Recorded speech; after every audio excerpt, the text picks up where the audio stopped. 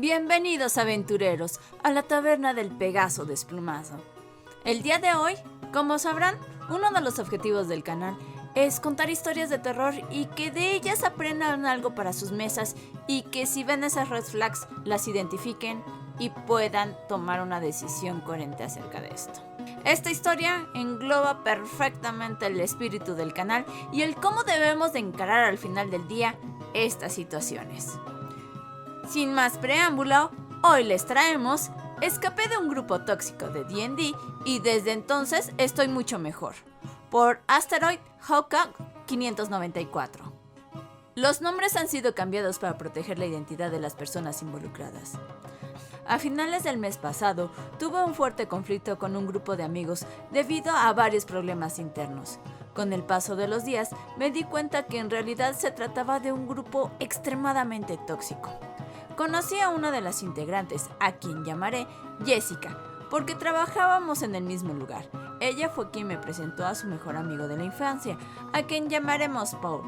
Al principio todo parecía ir bien, incluso jugábamos Mario Kart en línea juntos y yo pensaba que la relación marchaba sin problemas. Sin embargo, de manera completamente inesperada, Paul me bloqueó después. Me dejó bastante confundido, pero decidí no darle demasiada importancia. Esto ya se empieza a poner un poco sospechoso. En esa época trabajaba como guía turístico. Un día Jessica visitó el lugar acompañado de Paul. Ella prestó atención a todo el recorrido, pero Paul se mostró increíblemente distante. Me ignoraba siempre que tenía oportunidad y su actitud era bastante grosera. Ese comportamiento continuó durante años, hasta que en 2024 me envió un mensaje para disculparse por los 3 años en los que, según sus propias palabras, me trató como una basura. Decidí darle una oportunidad. También me invitó a unirme a su grupo de Dungeons & Dragons, del cual Jessica también formaba parte. Acepté la invitación y, para empezar, me asignó el papel de interno o aprendiz. Según él, todos los nuevos jugadores pasaban por un periodo de prueba de varias sesiones para comprobar si encajaban bien con el grupo. Aún así, me permitió crear mi propio personaje. Y chicos, esto me suena que es la primera red flag de esta historia. Lo que me pareció extraño fue que me obligó a utilizar una clase casera homebrew diseñada por él, una combinación entre paladín y druida. Creé el personaje y enseguida me di cuenta que el estilo de juego que esperaban de mí era extremadamente específico. Como llevaba varios años sin jugar D&D, adaptarme a ese sistema ya era complicado de por sí. Mientras tanto, los demás jugadores podían elegir la clase que quisieran e incluso recibían ventajas adicionales, como la capacidad de invocar demonios mayores. En cambio, mi habilidad más poderosa apenas otorgaba a los demás un bonificador de +1 a sus tiradas de salvación. También descubrí que el jugador que ocupaba mi lugar antes que yo había sido expulsado de la campaña, porque según las propias palabras de Paul, hubo problemas y esa persona terminó volviéndose loca. Al parecer, lo mismo había ocurrido con varias personas antes de él.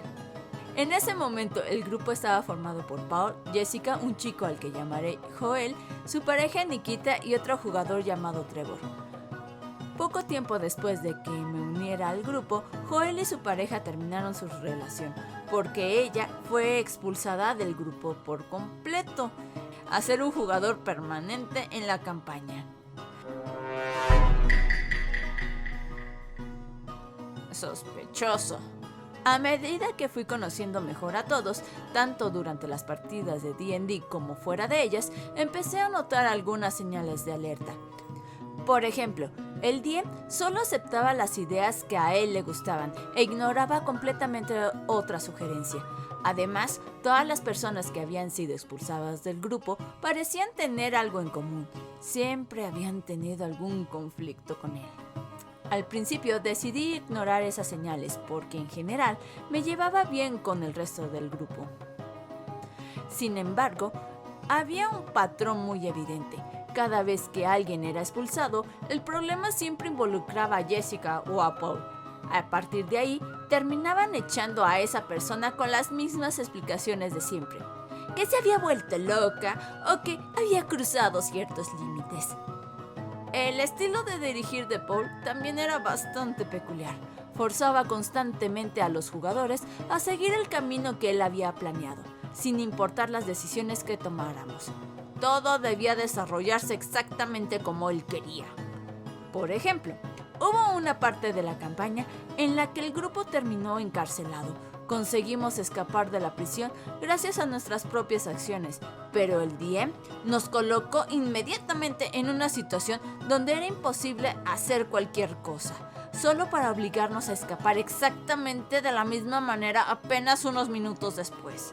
Más adelante, Paul comenzó una campaña de un RPG ambientado en Pokémon.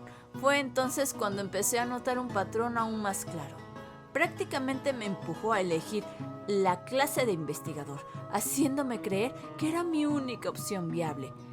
Después diseñó la campaña de tal forma que mi personaje tuviera que esperar varios niveles antes de poder hacer algo realmente útil. Como si eso no fuera suficiente, hizo que mi Pokémon principal dejara de obedecerme, justificando como parte del desarrollo del personaje, a pesar de que ese conflicto nunca había formado parte de mi personaje. Tiempo. Aquí tengo que aclarar unas cosas, chicos. Cuando yo jugué Pokémon fue Rojo Fuego, es decir, la reedición que se hizo de Rojo para Nintendo 10, y sí pasa algo peculiar ahí. Cuando tú vas leveleando tu Pokémon y no tienes la suficiente cantidad de medallas, sí tu Pokémon empieza a desobedecerte y empieza a hacer locuras muy buenas. A mí me pasó con un Dutro que según yo quería aplicar cierto ataque y aplicaba terremoto y empezaba a hacer lo que quisiera. Entonces, sí pasa eso en el juego de Pokémon. Y esto me pasó con mi Dutro, que no había llegado a Torre Lavanda y ya lo traía a nivel 50. No pregunten cómo hice eso. Continuamos con la historia. Como resultado terminé relegado al papel de quedarme sentado mientras los demás hacían todo el trabajo. Sencillamente no me estaba divirtiendo. Cuando mencioné mi inconformidad, varias personas del grupo me respondieron que estaba exagerando y que le estaba dando vueltas demasiado al asunto. En realidad tampoco sentía que pudiera negarme. Meses antes, en noviembre, había regresado de un viaje al extranjero y las primeras sesiones de D&D después de mi regreso se sintieron extrañas. Era como si me hubieran arrinconado dentro del grupo. Además, Jessica y yo atravesábamos un momento complicado en nuestra amistad.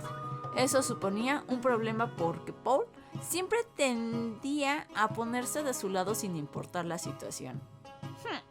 Apoyar a una amistad no tiene nada de malo, pero en este caso llegaba al punto de que era incapaz de reconocer cuando Jessica se equivocaba. Nadie dentro del grupo parecía responsabilizarla nunca por sus acciones. Poco a poco empecé a sentirme cada vez más aislado. Intentaba organizar actividades con ellos y simplemente todos ignoraban mis mensajes. El ejemplo más frecuente fue cuando propuse ir juntos al cine a ver Iron Lung. Nadie respondió a mi invitación, así que decidí ir por mi cuenta. Cuando llegué, descubrí que la mayor parte del grupo ya estaba ahí. Simplemente me ignoraron y organizaron la salida sin mí. Finalmente, decidí sacar el tema en el chat del grupo, pero Paul insistió en que todo estaba en mi imaginación. Según él, estaba pensando demasiado las cosas y volviéndome loco por un problema que supuestamente ni siquiera existía. Así que decidí dejar el asunto ahí. Sin embargo, a nivel emocional, era agotador tener que lidiar con el gaslighting. Hacerte dudar de tu propia percepción de la realidad, además de todo el resto de los problemas. En la última sesión de D&D a la que asistí, mi personaje sacó un 1 natural en una prueba de acrobacia. Jessica también obtuvo un 1 natural. Sin embargo, mientras su personaje solo recibió el daño por la caída, el mío terminó con un hombro deslocado y quedó con desventaja en absolutamente todas las tiradas. Lo peor es que era la sesión final de la campaña. Eso significó que durante el enfrentamiento con el gran villano final, prácticamente no pude hacer nada. Tener desventaja en todas las tiradas hacía casi imposible contribuir al combate. Eso me acaba de pasar hace poco y neta fue muy divertido, en mi caso. Hubo un único momento en el que parecía que por fin tendría oportunidad de participar. Mi idea era dejarme caer desde una posición elevada para atacar al BB Engine, por sorpresa. Pero justo en ese momento, el director del juego cambió las reglas y decidió que caer consumía todo el turno del personaje. Así que tuve que pasar un turno completo simplemente cayendo, mientras que el resto del grupo derrotaba al jefe final sin que yo pudiera intervenir. Después de la partida, el DM se puso en contacto conmigo para decirme que yo era una fuente constante de conflictos y que ya no era bienvenido en el grupo.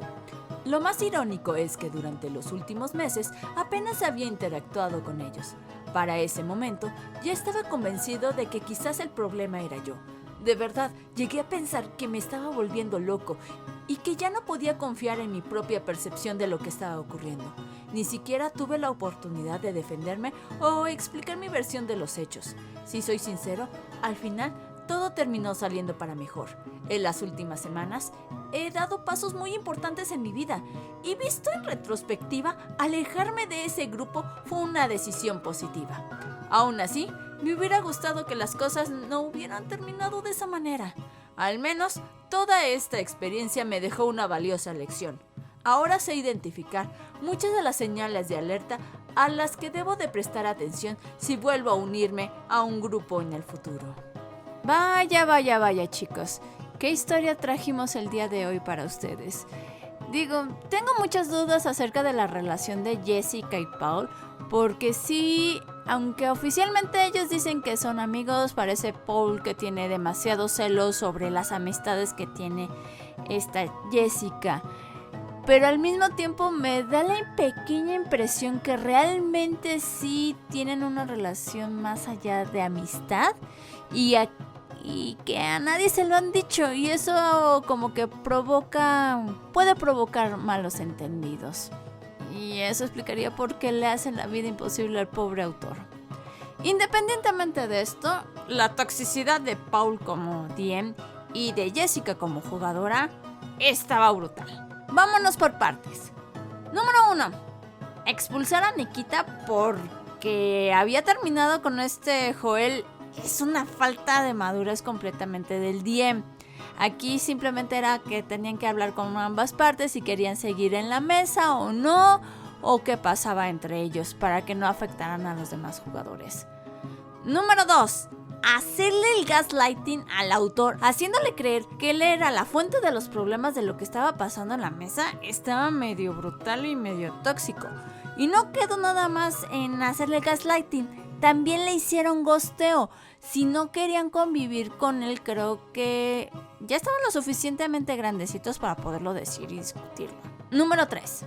Cuando querían a alguien fuera de la mesa, en vez de hablarlo, platicarlo, lo que hacía era quemarlo ante los demás y hacerles pensar de que él estaba loco, había roto algún límite o había hecho, no sé, cualquier otra cosa con tal de justificar de que lo estaban corriendo. Dios, qué inmaduros. Número 4. Paul no tenía la capacidad de adaptarse a los cambios que se generaban en las historias de rol que siempre se van generando por la toma de decisiones de los jugadores. Esa sí es chamba del DM, de saberlos cómo volverlos a encarrilar o cómo adaptarse a esas nuevas decisiones para la historia. Y créanme, son muy bonitos cuando a veces haces los descarrilamientos, créanmelo. Yo he descarrilado 2 campañas sin querer gracias al Deck of Many Things. Te odio Deck of Many Things. Número 5. Humillar al autor imponiéndole personajes que realmente lo mantenían fuera del juego. Si no querías que jugara contigo, pues amigo, creo que hay otra manera de decirlo. Número 6. Cambios de reglas en el último segundo. No me importa si es un homebrew o si estás jugando con reglas de Pathfinder o si estás jugando con reglas de quinta edición o 5.5 2024, como lo quieran llamar. Porque el DM lo está haciendo porque lo desea fregar al jugador, no se vale. Tengan mucho cuidado ahí. Y por último, y esta sí me sacó de mis casillas completamente, poner a prueba a un jugador para ver si es digno de una mesa. Oigan, esto es D&D, todos jugamos para divertirnos, todos hemos sufrido de exclusión en otros grupos, para que me vengan a decir que en los juegos de rol también se hacen esto. De verdad, Amigo, necesitas revisarte bastante bien tu cabeza. Chicos, hoy les voy a traer un postre de historia. Y no es porque sea exactamente dulce, sino nada más para rematar lo que hemos estado viendo el día de hoy. Hoy les traemos también Ghosteado por el DM, por Unicorn Space. A principios de marzo del año pasado, decidí unirme a un grupo de D&D en línea por insistencia de mi novia. Ella dirige una campaña para mí y para nuestro grupo de amigos cercanos, pero constantemente tenía problemas para coordinar los horarios, así que quería participar en una campaña que fuera más constante. Ella me animó a unirme a un par de campañas y finalmente terminé entrando a un grupo donde íbamos a jugar a Dragon of Iceberg Peak. ¡Genial! Nunca había jugado un módulo oficial, así que estaba muy emocionado de compartir la aventura con otros 3 jugadores a través de Discord y Roll20. Además de un director de juego que parecía muy entusiasmado y con muchas ganas de dirigir. Jugábamos todas las semanas y aunque al principio hubo algunos tropiezos con la interpretación de personajes y otros detalles, algo completamente normal cuando un grupo apenas se está conociendo, todos nos divertíamos mucho, incluido el propio DM. De hecho, rara vez teníamos que cancelar una sesión. Sin embargo, cuando llegó la época de las elecciones, el DM tuvo que poner la campaña en pausa. Nos había comentado que trabajaba en algún puesto relacionado con la política, así que todos comprendimos perfectamente la situación. Mientras esperábamos su regreso, decidí crear un servidor de Discord para organizar aventuras cortas, one-shots, y mantener vivas nuestras ganas de jugar D&D. El proyecto funcionó bastante bien, aunque el DM estaba demasiado ocupado para participar, y poco después llegó el final del semestre para varios de nosotros. Entonces, surgieron algunos problemas personales dentro del grupo. El servidor terminó siendo eliminado y además tuve una fuerte discusión con otro de los jugadores. Las cosas no acabaron precisamente en buenos términos, pero aún así seguía esperando el regreso del DM para que pudiéramos hablar y resolver la situación. Pasaron las elecciones, luego Acción de Gracias, después Navidad y finalmente Año Nuevo. Nada. No hemos sabido absolutamente nada del DM desde mediados de septiembre. Le hemos enviado mensajes por Discord, mensajes privados por Roll20 e incluso mensajes por Reddit. Llegué a preocuparme seriamente por él e intenté averiguar si le había ocurrido algo en la vida real. Como no conocía su nombre verdadero, no pude investigar mucho. Incluso llegué a pensar que quizás había enfermado gravemente o, en el peor de los casos, que había fallecido. Lo extraño es que su perfil de Roll20 sigue activo. Las horas de actividad continúan aumentando poco a poco, lo que significa que sigue usando la plataforma para hacer algo. Sin embargo, ninguno de los jugadores ha recibido ni un solo mensaje. En lo personal, no me ha bloqueado ni nada parecido, pero el hecho de no recibir absolutamente ninguna respuesta duele bastante. Ni siquiera un simple "Hola, sigo vivo". Sinceramente me siento herido y sobre todo insultado. Da la impresión de que el DM decidió que ni siquiera merecíamos un aviso de que la campaña había terminado o que ya no pensaba volver. No mamen, tantita madre. Entiendo que el exceso de vida adulta te llegue a dejar menos tiempo para tus hobbies o que definitivamente los tengas que dejar. Pero de eso a que no les digas a los demás de que te pasas a retirar o que simplemente ya no quieres seguir jugando porque es válido, es otra cuestión. Simplemente digan ya no puedo jugar o no quiero jugar, punto final. Y es válido tanto para jugadores como para DMs. Lo que no es válido es dejarlos en visto y no darles ni una sola explicación. Eso a mí me está indicando que esta persona tiene una falta de responsabilidad y un valemadrismo épico. Reitero, esto aplica tanto para DMs como para jugadores. Bueno chicos, esto sería todo para el día de hoy en la Taberna del Pegaso Desplumado. Les agradecemos mucho que dejen un like, suscríbanse, píquenle en la campanita, únanse al Discord, conviértanse en miembros del canal, ayúdenos con sus hypes para llegar a más gente y claro, no olviden sus propinas. ¡Hasta luego, aventureros! Y como siempre le agradecemos a nuestros compañeros de tragos Drinkroll, Armando Are, Chucho Hernández, Shiroi, Mr. Heartless, Fellerfade, Manuel Hongo, Kirikibo, Exenhammer, Ganicus Game, El Gordo Bondiola y Milosaurio. A ellos y a todos los miembros del canal les agradecemos siempre su apoyo. Por último, les recordamos a todos que si quieren mandarnos sus historias, el correo y el link al Discord están en la descripción. Si quieren ver más de nuestro contenido, aquí tienen nuestro último video y nuestra playlist de historias de terror. Y YouTube cree que este video te interesará bastante.